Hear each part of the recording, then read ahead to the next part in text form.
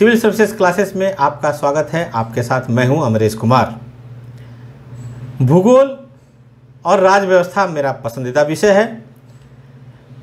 कई लोगों के अनुरोध पर मैं भारत के भूगोल के बारे में वीडियो की एक श्रृंखला लेकर आया हूं, जिसका यह पहला वीडियो है। इस वीडियो के माध्यम से, इस श्रृंखला के माध्यम से हम भारत के भूगोल को अच्छी तरीके से जान पाएंगे और ऐसी जानकारी प्राप्त करेंगे जिससे परीक्षा में कोई भी प्रश्न हमसे ना चूके, चाहे वह प्री परीक्षा हो, चाहे मुख्य परीक्षा हो और चाहे साक्षात्कार क्यों न हो। तो आइए भारत के भूगोल के बारे में जानते हैं। सबसे पहले विश्व मानचित्र पर भारत की स्थिति को जानिए। इस प्रकार से भारत उत्तरी गोलार्ध में स्थित है और चूंकि यह प्रधान मध्याह्न रेखा के पूर्व में है, इसलिए यह पूर्वी गोलार्ध में स्थित है। चूंकि कर्क रेखा भारत को लगभग दो भागों में बांटती है। पश्चिम से पूर्व कर्क रेखा जब जाती है तो भारत को दो भागों में विभाजित करती है। इस प्रकार से कर्क रेखा के दक्षिण का भाग उष्णकटिबंध में आ जाता है, जबकि कर्क रेखा के उत्तर का भाग शीतोष्ण कटिबंध में आता है। किंतु हिमालय की स्थिति के कारण भारत में शीतोष्ण कटिबंधीय जलवायु उस प्रकार से प्रखर नहीं हो पाती है। इसलिए भारत के जलवायु को मोटे तौर पर उपोष्ण प्रकार में रखते हैं, यानी सब ट्रॉपिकल। यानी भौगोलिक विश्व मानचित्र के दृष्टिकोण से इसका दक्षिण आधा भाग ट्रॉपिकल, उत्तरी आधा भाग टेम्परेट में है, लेकिन ओवरऑल इसे सब ट्रॉपिकल यानी उपोष्ण कटिबंध में रखते हैं। किसी भी देश को जानने के लिए, राज्य को जानने के लिए सबसे पहले उसके बाउंड्री को जानते हैं। तो बाउंड्री के रूप में हम दो बाउंड्री को जानेंगे। पहला प्राकृतिक सीमाएं क्या है, फिर हम जानेंगे कि इसकी राजनीतिक सीमाएं क्या है। यह मानचित्र इसके प्राकृतिक सीमाओं को दर्शाता है। प्राकृतिक सीमा में अगर उत्तर से शुरू करें तो उत्तर में चांद की तरह यानी कर्व के समान हिमालय की विशाल पर्वत श्रृंखलाएं हैं। पश्चिम में देश तो पाकिस्तान है, इसमें से चार नदियां सिंधु नदी, झेलम नदी, रावी नदी और सतलज नदी, ये नदियां कुछ कुछ दूरी पर भारत की सीमाएं निर्धारित करती हैं। इसके अलावे थार का मरुस्थल और कच्छ की रण भी हमारी पश्चिमी सीमाओं को निर्धारित करता है। दोस्तों, पूरी तरीके से ना तो सिंधु, ना तो झेलम, ना तो रावी, ना तो सतलज, कुछ भाग तक सिंधु, कुछ भाग तक झेलम, कुछ भाग तक रावी और कुछ भाग तक सतलज नदी जो है भारत और पाकिस्तान की सीमा बनाती है, जिसमें सर्वाधिक भाग है झेलम का, जो हम आगे देखेंगे। उसके अलावा यहाँ पर थार का मरुस्थल और कच्छ की रण हमारी पश्चिमी सीमा बनाता है। पूर्वी सीमा हमारे जो है अराकान योमा और पेगु योमा बनाता है। और छोटे स्तर पर जाएंगे तो चिन और काचिन दो छोटे छोटे पहाड़ी हैं, यह भी हमारी पूर्वी सीमा बनाता है। दक्षिण में आते हैं, पश्चिम के तरफ अरब सागर और पूरब की तरफ बंगाल की खाड़ी। और छोटे स्तर पे आवेंगे तो यहाँ पर लक्षद्वीप सागर है। लक्षद्वीप सागर, और यहाँ पर इसको अच्छी तरीके से जानिए कि यहाँ पर श्रीलंका के पास दक्षिण की तरफ से मन्नार की खाड़ी, फिर पाक स्ट्रेट यानी पाक जल संधि, और फिर उसके पूरब में पाक की खाड़ी। ये पाक मतलब पाकिस्तान नहीं है, या इसका इंग्लिश में स्पेलिंग है PALK। तो इसमें बहुत कन्फ्यूजन रहता है लोगों को, कहाँ क्या है। एकदम नीचे से जाना है, सबसे पहले मन्नार की खाड़ी, फिर पाक जल संधि, फिर पाक की खाड़ी, ठीक है। और इधर फिर अंडमान सागर हमारा जो है उधर थाईलैंड के साथ से और म्यांमार के साथ हमारी सीमा को बनाता है। तो ये रहा भारत की भौगोलिक सीमा। अब भारत के क्षेत्रफल को जानते हैं। क्षेत्रफल, भारत का क्षेत्रफल आपको जुबान पर रटा होना चाहिए। भारत का अक्षांशीय और देशांतरीय विस्तार आपको याद रहना चाहिए। भारत का क्षेत्रफल है, अधिकृत क्षेत्रफल है 32,87,263 वर्ग किलोमीटर। एक दो दिन प्रैक्टिस करेंगे तो आपको भी उसी तरीके से याद हो जाएगा जिसे मुझे है। मैं करीबन 16 वर्षों से सरकार की सेवा में हूँ और फिर भी मैं भारत के क्षेत्रफल को, उसके अक्षांशीय देशांतरीय विस्तार को कभी नहीं भूलता हूं, क्योंकि ये मेरे दिल में बसा हुआ है। आप भी इसे दिल में बसाइए। भारत का क्षेत्रफल है 32,87,263 वर्ग किलोमीटर, ठीक है। क्षेत्रफल के दृष्टिकोण से यह विश्व में 2.4% भूभाग पर फैला हुआ है, लेकिन इसकी जनसंख्या जो है विश्व का 16.7% है, जो थोड़े बहुत अब बढ़ भी गई होगी। मैंने 3 फैक्ट बताया। भारत का क्षेत्रफल 32,87,263 वर्ग किलोमीटर, विश्व के कुल स्थलीय क्षेत्रफल का 2.4%, जबकि यहाँ पर विश्व की 16.7% आबादी रहती है। इस प्रकार से विश्व में क्षेत्रफल के दृष्टिकोण से भारत 7वां स्थान रखता है। आपको प्रथम से लेकर के 10वें तक का नाम याद रखना चाहिए। सबसे बड़ा क्षेत्रफल का जो है वह है रूस, दूसरा है कनाडा, तीसरा यूएसए, चौथा चीन। प्राय किताबों में यह कन्फ्यूजन रहता है कि यूएसए और चीन में कौन। यह जान लीजिए एकदम अधिकृत आंकड़े हैं कि तीसरे स्थान पर यूएसए और चौथे स्थान पर चीन। ये चारों आपको हो जाएंगे। ये चारों मिलकर के अगर आप विश्व मानचित्र पर देखेंगे तो यह चतुर्भुज बनाते हैं। रूस, कनाडा, यूएसए, चाइना। रूस, कनाडा, यूएसए, चाइना। ये जब पूरा हो जाएगा तब आप उसके बाद नंबर आता है ब्राज़ील और ऑस्ट्रेलिया का। उसके बाद नंबर आता है ब्राज़ील और ऑस्ट्रेलिया का, और 6 हो गए तो 7वां भारत। तो आपको याद हो गए होंगे। वीडियो बनाने का उद्देश्य ये नहीं है कि आपको मैं बोल दूं वीडियो बंद और आपका भी दिमाग बंद, नहीं। वीडियो बंद लेकिन आपके का दिमाग चालू, यानी आपको याद होने चाहिए। चतुर्भुज बनाता है कौन कौन? रूस, कनाडा, यूएसए और चीन। 4 हो गए तो चले जाइए 2 पर, 2 सेट पर, दोनों नीचे में दक्षिण में है। एक उधर ब्राज़ील है, उधर ऑस्ट्रेलिया है। जब ये 6 हो जाएंगे तो फिर भारत की बारी आती है और भारत 7वें नंबर पर है। और भारत के बाद अर्जेंटीना।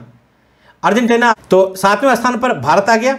भारत के बाद अर्जेंटीना का स्थान होता है, और अर्जेंटीना आप जानते होंगे कि ब्राज़ील के दक्षिण में है और दक्षिणी अमेरिकी देश है।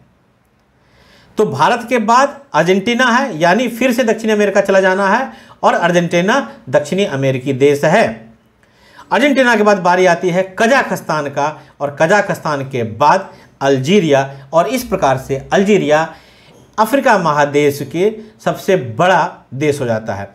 तो न केवल हम भारत के क्षेत्रफल को जानें, बल्कि विश्व के 10 बड़े क्षेत्रफल वाले देशों को जानें, और उसके क्रम को तो याद रखें ही, उसके अंदर से जो प्रश्न बनते हैं उसको भी याद रखें। जैसे रसिया तो यूरेशिया की कंट्री है, तो न उसको आप यूरोप में रखेंगे और न एशिया में रखेंगे। दूसरा हो गया कनाडा, उसके USA, China, Brazil, Australia, Bharat, Argentina, Kazakhstan और अल्जीरिया। अब भारत के अक्षांशीय और देशांतरीय विस्तार, एकदम अधिकृत आंकड़े। भारत के मुख्य भूमि का अक्षांशीय विस्तार, मुख्य भूमि मतलब जो भारत का ये मानचित्र मोटे तौर पर बनाते हैं, और उसमें हम अंडमान निकोबार और लक्षद्वीप द्वीपों को शामिल नहीं करते हैं। तो मुख्य भूमि का जो अक्षांशीय विस्तार है 8,4 से 37,6, और जो देशांतरीय विस्तार है 68,7 से 97,25। एकदम 2 बार 3 बार प्रैक्टिस कीजिए। 8,4 से 37,6, 68,7 से 97,25, 8,4 से 37,6, 68,4 से 97,25 मुख्य भूमि का विस्तार। और 8,4 से 37,6 तक जब जाते हैं तो वो हो जाता है 3,214। याद कैसे रहेगा? 3,214, 3,214। और पश्चिम से पूरब 2,933, पश्चिम से पूरब 2,933। पहले मुख्य भूमि को देख लेते हैं, फिर इधर जाते हैं।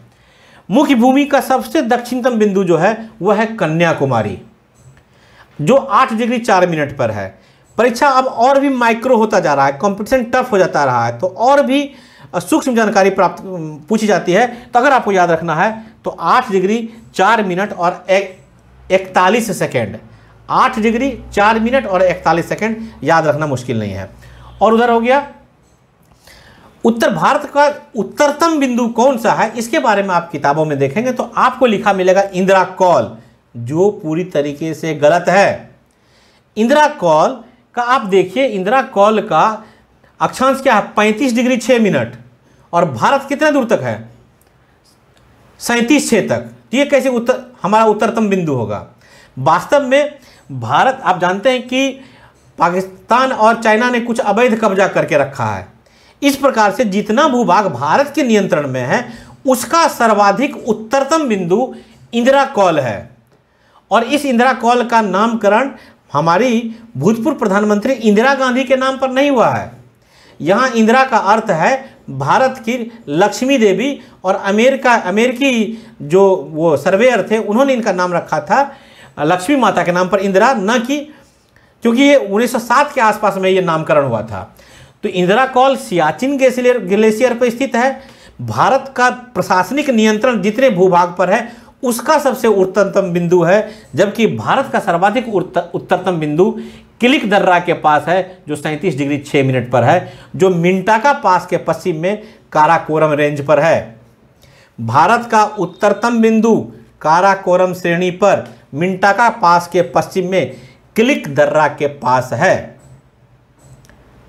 इंदिरा कॉल भारत के प्रशासन का जितने दूर तक भारत का कब्जा है उसमें उत्तरतम बिंदु है जो कि सियाचिन ग्लेशियर में स्थित है। क्लियर। अब आते हैं पश्चिम में। भारत का पश्चिमी भाग जो जानते हैं गुजरात में पड़ेगा और इसके बारे में जो टर्म यूज होते हैं गुहर मोटी या घौर मोटा गांव है जो सरोवर पंचायत में पड़ता है। और भारत का पूर्वोत्तम जो बिंदु है वह किबुथु एक जगह है, वो बसा हुआ है, लेकिन किबुथु के भी आगे है। मैं बता दूं आपको कि बॉर्डर पर मान लीजिए कोई गांव बसा हुआ है और गांव के बाद कुछ खाली जमीन है और फिर बॉर्डर है, तो आप उस गांव तक भारत नहीं कह देंगे, उस गांव के आगे तक है। तो जो एकदम सुदूर पूरब में जो बसा हुआ गांव है वह है किबुथु, लेकिन भारत की सीमा किबुथु की थोड़ा पूरब में है, अरुणाचल प्रदेश में। तो मुख्य भूमि हो गया। लेकिन अगर पूछा जाएगा भारत का दक्षिणतम बिंदु, तो भारत का दक्षिणतम बिंदु इंदिरा पॉइंट है। इसका नामकरण भूतपूर्व प्रधानमंत्री श्रीमती इंदिरा गांधी के नाम पर किया गया है 1985 में। इसका पुराना नाम था पिग्मेलियन पॉइंट या पाइसन्स पॉइंट, पिग्मेलियन पॉइंट या पाइसन्स पॉइंट, और 1985 में इसका नाम कर दिया गया इंदिरा पॉइंट। और इसका जो अक्षांश है वह है 6 डिग्री 78 मिनट नॉर्थ। 2004 में जो भूकंप और सुनामी आए थे जिसके कारण से इंदिरा पॉइंट अब जमीन के ऊपर न होकर के सबमर्ज हो गया है, यानी पानी के अंदर दब गया है, फिर भी अभी भी इसे ही भारत का दक्षिणतम पॉइंट कहते हैं। ठीक है। अब दूसरे पर आते हैं, भारत के सीमावर्ती देश। कुछ किताबों में, सभी किताबों में नहीं, लेकिन कुछ किताबों में अफगानिस्तान को भारत के सीमावर्ती देश में नहीं रखा जाता है। नहीं, आप रखिए, भारत का सीमावर्ती देश अफगानिस्तान है। इस प्रकार से भारत के 7 सीमावर्ती देश हैं। कितने देश हैं? 7। इसको किसी फॉर्मूले के तहत नाम में मत याद रखिए, हमेशा भूगोल को मानचित्र के आधार पर पढ़िए। इधर से शुरू कीजिए और इधर आकर के ख़त्म कीजिए। सबसे उधर में पाकिस्तान, सबसे पहले कौन है? पाकिस्तान। फिर ऊपर में छोटा सा पॉइंट, कौन? अफगानिस्तान। फिर चीन, फिर नेपाल, फिर भूटान, फिर म्यांमार और बांग्लादेश। 7 हो गए। 1 2 3 4 5 6 7। पाकिस्तान, अफगानिस्तान, चीन, नेपाल, भूटान, म्यांमार और बांग्लादेश। लेकिन भारत की जो स्थलीय सीमा है उसकी लंबाई 15,200 किलोमीटर जो है। यह प्रश्न पूछाता है सर्वाधिक सीमा किससे लगती है। मैं देखता हूँ कई बार इंटरनेट पे ये इसके बारे में एक फॉर्मूला बना है लोग कि बचपन में MBA किया, पता नहीं इस तरह के कितने फार्मूले को आप याद करेंगे। यहाँ से मैं उसकी चर्चा कर देता हूँ। बचपन में MBA किया, ब से हो गया बांग्लादेश, च से हो गया चीन, प से हो गया पाकिस्तान, न से हो गया नेपाल और म से हो गया म्यांमार, MBA, ए से अफगानिस्तान। लेकिन हम इसको मानचित्र के आधार पर रखते हैं। आपके मन मस्तिष्क में मानचित्र बसा होना चाहिए। देखिए, बांग्लादेश के साथ सीमा जो है बहुत ही गिचपिच है पेंसिल से, तो आप समझ सकते हैं कि जब बहुत गिचपिच रहेगी तो उसकी लंबाई बढ़ जाएगी, एक ही जगह पर वो घूमता रहेगा। तो सर्वाधिक बांग्लादेश के साथ है। किसके साथ है? सर्वाधिक बांग्लादेश के साथ है। तो उसके बाद आप देख सकते हैं कि सर्वाधिक, उसके बाद जो दूर तक जो सबसे ज़्यादा सीमा कौन लगती है तो वो चीन, उससे कम पाकिस्तान, उसके बाद नेपाल, नेपाल के बाद म्यांमार, फिर उसके बाद हो गया भूटान। तो मैं तो इसी तरीके से याद रखा हूं, तो मैं तो ऐसे ही याद करने की सलाह दूंगा ताकि आप उसको ज़्यादा एक्सप्लेन कर पाएँ। लेकिन आपकी जैसी इच्छा हो, जैसे आपके दिमाग में रटे, इसके लिए कोई ये नहीं है। तो आप इस तरह से देखेंगे कि सर्वाधिक बांग्लादेश, चीन, पाकिस्तान, नेपाल, म्यांमार, भूटान और अफगानिस्तान। सबसे अंत में अफगानिस्तान। किसी भी चीज़ को याद करने का सबसे अच्छा टेक्निक होता है कि दोनों जो छोर हैं, एंड पॉइंट है, उसको आप याद कर लीजिए।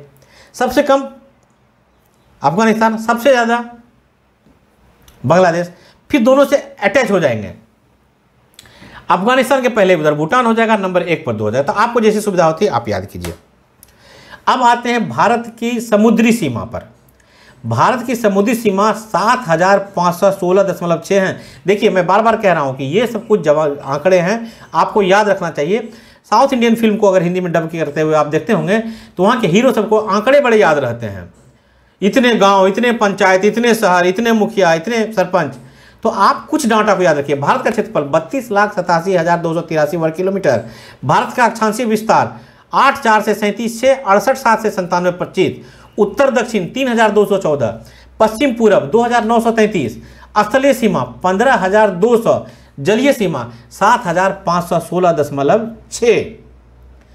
इसमें से जो मुख्य भूमि की सीमा है, ये समुद्री सीमा मैंने बताया, जो मुख्य भूमि की सीमा है वो है 5,422, और समुद्री सीमा जो है मुख्य भूमि और द्वीपों की जो सीमा है वो है 2094। किस स्टेट की सीमा सबसे ज़्यादा लगती है उससे पहले ये देखिए, इसको याद रखिए। कैसे याद रखिएगा? टोटल कितने राज्य इसमें आते हैं मुख्य भूमि में, तो उसको याद रखिए 9, 2, 11। 9, 2, 11 का मतलब ये है कि इसमें से 9 जो हैं राज्य हैं और 2 जो हैं वो संघ राज्य हैं। अब सवाल ये उठता है कि जो तटीय राज्य में है उससे सबसे ज़्यादा सीमा किससे लगती है? तो सबसे ज़्यादा सीमा जो है, अगर केंद्र शासित प्रदेश को भी शामिल कर लें तो वो है अंडमान निकोबार, लेकिन उसको अगर शामिल नहीं करेंगे तो नंबर 1 पर हो जाएगा गुजरात। 2 इसलिए रखा गया है कि 1 यहाँ पर अंडमान निकोबार को हमने दिया है।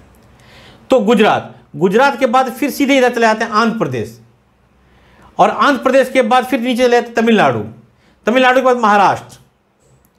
तो इस तरीके से महाराष्ट्र के बाद केरला, केरला के बाद उड़ीसा, उड़ीसा के बाद कर्नाटका, और कर्नाटका के बाद पश्चिम बंगाल, और पश्चिम बंगाल माफ़ कीजिएगा कर्नाटक के बाद पश्चिम बंगाल, और पश्चिम बंगाल के बाद गोवा। किताबों में गोवा को पश्चिम बंगाल से पहले रखा जाता है, यानी ऐसा माना जाता है कि पश्चिम बंगाल से ज़्यादा समुद्री तट गोवा में हैं। इसको आप करेक्ट कर लीजिए। जब गोवा, दमन, दीव एक साथ थे, दमन दीव अलग केंद्र शासित प्रदेश नहीं, तीनों एक साथ थे, तो गोवा की सीमा ज़्यादा थी। फिलहाल गोवा की कम हो गई हैं, सबसे कम है, और पश्चिम बंगाल उससे अधिक है। भारत के राज्यों के से आपको खेलना चाहिए। पता नहीं कि वीडियो में कितने स्पष्ट रूप से यह मानचित्र आएगा, लेकिन भारत के राज्यों के बारे में आपको खेल होना चाहिए। तो यहाँ तो मैं के इस रूप में रखा हूँ कि सबसे पहले जानिए कि पाकिस्तान के साथ कितने राज्य लगते हैं। पाकिस्तान के साथ 3 राज्य और 2 संघ राज्य लगते हैं। ये आपको सेट होना चाहिए आपके दिमाग में। गुजरात, राजस्थान, पंजाब, घर पे प्रैक्टिस कीजिए, वैसे याद नहीं रहेगा। गुजरात, राजस्थान मानचित्र पर कीजिए या मेरे वीडियो के साथ चलिए। गुजरात, राजस्थान, पंजाब, गुजरात, राजस्थान, पंजाब, और 2 संघ शासित प्रदेश हैं, जम्मू और कश्मीर और लद्दाख। ये फिनिश हो गया। अब अफगानिस्तान पर आइए। अफगानिस्तान की सीमा केवल लद्दाख के साथ लगती है, वो हो गया। अब आते हैं चीन के साथ। चीन के साथ 4 राज्य, 1 संघ राज्य। कौन कौन से राज्य? हिमाचल प्रदेश, उत्तरांचल, सिक्किम और अरुणाचल प्रदेश। हिमाचल प्रदेश, उत्तराखंड, सिक्किम और अरुणाचल प्रदेश, और 1 संघ शासित प्रदेश लगते हैं लद्दाख। और देखिए सर्वाधिक राज्य दो देशों के साथ लगते हैं, वह है नेपाल और बांग्लादेश। दोनों में 5-5। कैसे? गौर कीजिए। उत्तराखंड, उत्तर प्रदेश, बिहार, पश्चिम बंगाल और सिक्किम। पश्चिम बंगाल की सीमा यहाँ लगती है, मेची नदी है यहाँ पर। मेची नदी अंतर्राष्ट्रीय सीमा बनाती है नेपाल और पश्चिम बंगाल की। तो उत्तराखंड, उत्तर प्रदेश, बिहार, पश्चिम बंगाल और सिक्किम। इसी प्रकार से भूटान की सीमा 4 राज्यों से लगती है, सिक्किम, पश्चिम बंगाल, असम और अरुणाचल प्रदेश। म्यांमार की भी 4 से सीमा लगती है, अरुणाचल प्रदेश, नागालैंड, मणिपुर और मिजोरम। यहाँ ये ध्यान रखिए, मैं अगले मैप पे देखेगा, यहाँ पे ध्यान रखिए कि यहाँ पर मिजोरम के ठीक नीचे एक लकीर नीचे से गई है जो म्यांमार और बांग्लादेश की सीमा बनाती है। इस प्रकार म्यांमार की सीमा बांग्लादेश से लगी हुई है। और बांग्लादेश के अभी भी 5 हैं, पश्चिम बंगाल, असम, मेघालय, त्रिपुरा और मिजोरम। और तटीय राज्य हैं, इधर के 5 हैं, उधर के 4 हैं। ये सब आपको याद होना चाहिए। पश्चिम में जो तटीय राज्य 5 हैं वो हैं गुजरात, महाराष्ट्र, गोवा, कर्नाटक और केरल। और पूर्व के जो हैं वह है पश्चिम बंगाल, उड़ीसा, आंध्र प्रदेश और तमिलनाडु।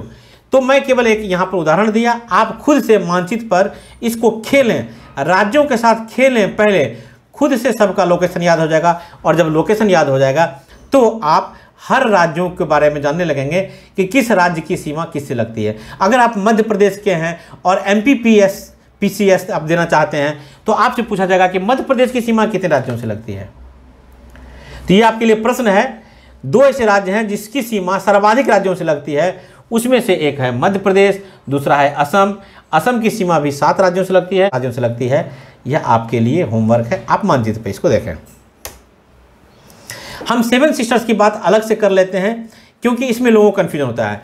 7 सिस्टर्स में केवल इधर के 7 राज्य आते हैं, लेकिन अगर पूर्वोत्तर राज्य कहते हैं तो उसमें अब सिक्किम को भी शामिल कर लिया गया है, क्योंकि आप जानते हैं कि अंतर्राज्य परिषद जो है उसमें जो पूर्वोत्तर का एक अलग परिषद है जिसमें सिक्किम को इसी के साथ रखा गया है।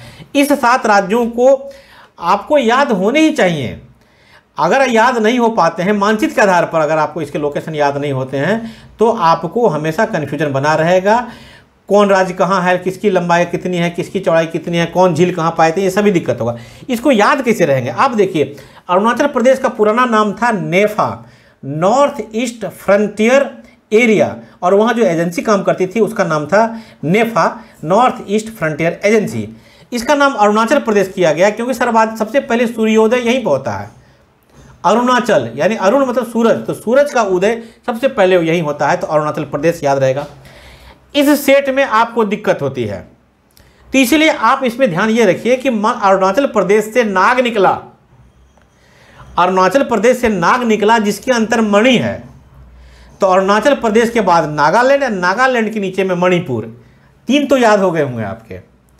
अरुणाचल प्रदेश से नाग निकला तो नागालैंड, जिसके पास मणि है तो मणिपुर, और 2 को अपनी तरफ से याद रखिए, मिजोरम और त्रिपुरा। मिजोरम और त्रिपुरा, और इधर से जो लगा हुआ राज्य है वो मेघालय, जहाँ पर चेरापूंजी है, जहाँ बहुत सर्वाधिक वर्षा होती है, वहीं पर मौसिन राम है जहाँ वो रिकॉर्ड तोड़ दिया है। ये याद हो गए। एक असम एक ऐसा राज्य है जिसकी सीमा इन सभी राज्यों से लगती है। आप इस पर देख लीजिए या अपना एटलस खोल के देख लीजिए। असम एक राज्य है, इसकी सीमा सभी से लगती है। तो चूंकि ये सभी मिलकर के 7 राज्य हैं, असम की सीमा कुल कितने राज्यों से लग गई? 6 राज्य से।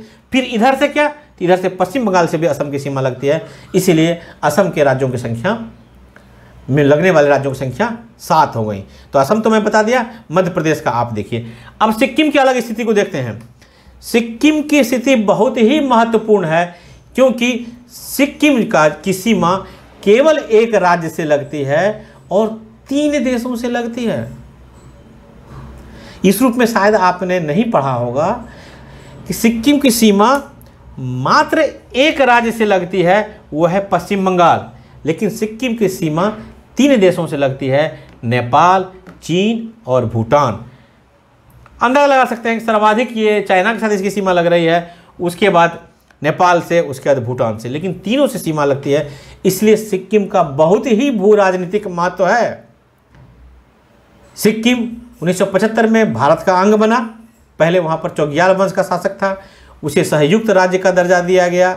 वो पॉलिटी का विषय है। सिक्किम भारत का राज्य है, बहुत ही शांतिपूर्ण राज्य है, स्वच्छ राज्य है, ऑर्गेनिक कृषि में बहुत प्रचलित है। कि भू राजनीतिक दृष्टिकोण से बहुत महत्व है क्योंकि इसकी सीमा 3 देशों के साथ लगती है। और उसके नीचे में जो पश्चिम बंगाल का भाग है वो बहुत पतला भाग है। ये वाला भाग, इसको बॉटम नेक इसको कहते हैं, या इसको कह लीजिए कि अगर इस बॉटम नेक, ये चिकन नेक, माफ़ कीजिएगा, चिकन नेक कहते हैं इसको। ये भू राजनीतिक दृष्टिकोण से बहुत महत्व हो जाता है। खैर वो आगे पढ़ेंगे तो इस प्रकार से सिक्किम के बारे में आपकी जानकारी हो गई है। अब 2 महत्वपूर्ण रेखाएं जो अंतर्राष्ट्रीय, दो महत्वपूर्ण रेखाएं, एक अंतर्राष्ट्रीय और एक तो भारत ने खुद बनाया है, जो है वह है कर्क रेखा और दूसरा है भारत की समय की रेखा, स्टैंडर्ड टाइम लाइन। तो स्टैंडर्ड टाइम लाइन तो भारत ने बनाया है, लेकिन कर्क रेखा तो अंतर्राष्ट्रीय स्तर पर बना है। कर्क रेखा भारत के कितने राज्यों से गुजरती है? तो कर्क रेखा भारत के 8 राज्यों से गुजरती है और मानचित्र के आधार पर इसका नाम आपको याद होना चाहिए। पश्चिम से पूरब की तरफ, और पश्चिम से पूरब का तरफ का क्रम है गुजरात, राजस्थान, मध्य प्रदेश, छत्तीसगढ़, झारखंड, पश्चिम बंगाल, त्रिपुरा और मिजोरम। मुझे मेरे बीपीएससी के इंटरव्यू में मुझसे यह सवाल पूछे गए थे कि कर्क रेखा भारत के कितने राज्यों से गुजरती है और उनके नाम क्या हैं। उस समय भी मुझे याद था और सेवा के 16 वर्ष के बाद भी मुझे यह याद है कि यह 8 राज्यों से गुजरती है: गुजरात, राजस्थान, मध्य प्रदेश, छत्तीसगढ़, झारखंड, पश्चिम बंगाल, त्रिपुरा और मिजोरम। आप भी याद रखिए, परीक्षाओं में आपको भी काम आएगा। उसके अलावा भारत की जो ये समय रेखा है 82.5 डिग्री, यह किन किन राज्यों से गुजरती है? तो यह उत्तर प्रदेश, मध्य प्रदेश, छत्तीसगढ़, उड़ीसा और आंध्र प्रदेश, इस प्रकार से 5 राज्यों से गुजरती है। इसको भी आप ध्यान रखिए, किताबों में अलग अलग तरीके का आपको खोजने मिलेगा, यहाँ मैंने आपके लिए इकट्ठा करके दिया है। यूपी एमपी में कोई दिक्कत नहीं है, यूपी एमपी, एमपी से निकला छत्तीसगढ़ तो छत्तीसगढ़, छत्तीसगढ़ के नीचे में उड़ीसा, उड़ीसा के नीचे आंध्र प्रदेश। इस प्रकार से भारत के भूगोल पर मेरा यह पहला वीडियो है और मैं बिहार के भूगोल पर, संपूर्ण अध्ययन पर, भूगोल पर, मैं भारत के भूगोल पर मैं वीडियो लाऊंगा, जिससे आपकी जानकारी भारत के भूगोल पर इतनी गहरी हो जाएगी कि आपको कोई नहीं हरा पाएगा। तो इसी के साथ आप इस वीडियो को देखें, एंजॉय करें और अपनी जानकारी में वृद्धि बनाएं। इजाज़त दीजिए, नमस्कार।